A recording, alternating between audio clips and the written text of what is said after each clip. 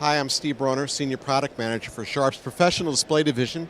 We're here at InfoComm 2019 in our Collaborate conference room here, and we're showing off the brand new P&L series, which we are launching next month. This series is offered in 65, 75-inch, and 85-inch class sizes, and this AQUOS board is unique because it has a 4K display, and it also offers multi-touch and a built-in system-on-chip controller, or SoC. Here we're showing a touch viewer application which lets you have various documents open. You can manipulate them, move them around, annotate on top of them, and save all this. So after you finish a meeting, you can come back and jump right back in from where you left off.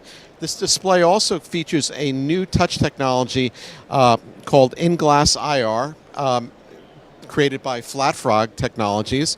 And In-Glass, really what it means is that the IR touch is built into the glass, and it kind of bridges the gap between traditional infrared touch and projected capacitive.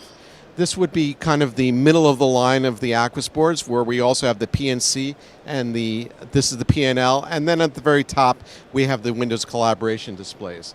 So if you'd like to find out any more information about this or any other Sharp product, visit us on the web at www.sharpusa.com/displays.